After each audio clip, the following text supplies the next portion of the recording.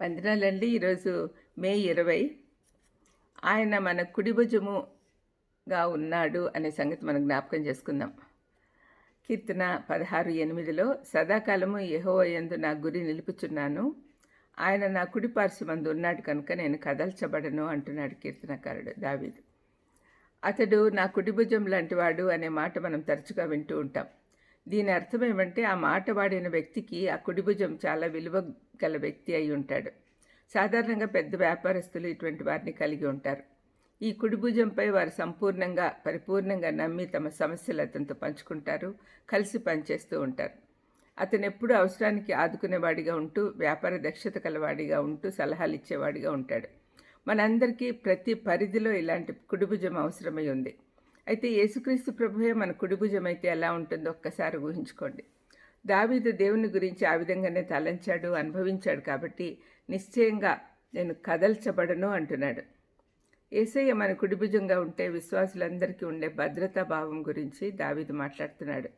అనుదిన జీవితాల్లో ఎదుర్కొనే సమస్యలు విశ్వాసులకు ఉండవు అని దేవుడు చెప్పట్లేదు. విశ్వాసులు అవిశ్వాసులు ఒకే విధంగా శ్రమ, బాధ, అనారోగ్యము, అపజయము ఎదుర్కొంటూ ఉంటారు. అయితే యెహోవా యందు గురి నిలుపుకున్న వారు ధైర్యంగా ముందుకు సాగగలరు. దేవుని దృష్టిలో సరైనదేదో వారికి తెలుసు కాబట్టి సరైనదే చేస్తారు. ఆత్మీయంగా మాట్లాడితే మనందరికీ యేసుక్రీస్తు ప్రభువును కుడిభుజంగా కలిగి ఉండాలి. దానికి కారణము ఆయన సన్నిధి మనతో ఉంటుంది.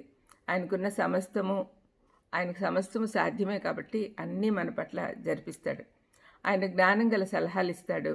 ఆయన సర్వజ్ఞాని కాబట్టి మనల్ని క్షుణ్ణంగా అర్థం చేసుకుంటాడు. మనకు కావాల్సిన సమస్త శారీరక అవసరాలతో పాటు ఆత్మీయ అవసరాలు కూడా తీరుస్తాడు. ఆయన మనకు మధ్యవర్తిగా, విజ్ఞాపనకర్తగా ఉంటూ మన కొరకు మనం చేసుకోలేని పనులు అన్నిటినీ ఆయన చేస్తాడు. ఇప్పుడు మనం చెప్పిన లక్షణాలన్నీ కలిగిన యేసుక్రీస్తు ప్రభువు మన కుడిభుజంగా ఉండుటకు సిద్ధంగా ఉన్నాడు. అందుకని మనం ఎంత ధన్యులమో మనం గుర్తించాలి. దీనికి కావాల్సిన అర్హతలు ఏమంటే ఆయనపై విశ్వాసం ఉంచాలి, ఆయన యందు గురి పెట్టుకోవాలి. ఆయన మానవాళి పాప విమోచనం కొరకై తను దేవుని గొర్రెపిల్లగా వచ్చి బలిగా అర్పించుకున్నందుకు ఆయనను మహింపరచాలి. యేసుక్రీస్తు మన రక్షకుడని విశ్వసిస్తే అప్పుడు మనము చదువుకున్న వాక్య భాగంలో లాగా మనము కదల్చబడం.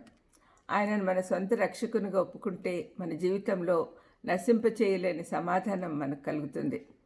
మనం ఊహించిన దానికంటే అత్యధికంగా ఆయన మనకు కావలసినవన్నీ ఇస్తాడు. ప్రార్థన చేసుకుందాం. దయమైడ యేసునాయన స్తోత్రం ప్రభా.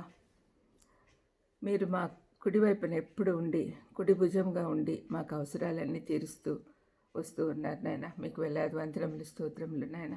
కృపామేడ, కరుణామేడ రక్షకుడా, మీకు వందనాలు, స్తోత్రాలు నాయన. ఇదిగో తండ్రి మీరే మా కుడి భుజంగా అయితే మాకున్న ధన్యత ఏంటో మేము తెలుసుకునేటట్టు చేయమని యేసుక్రీస్తు నామమున వేడుకొంచున్నాను తండ్రి. ఆమెన్. God bless you.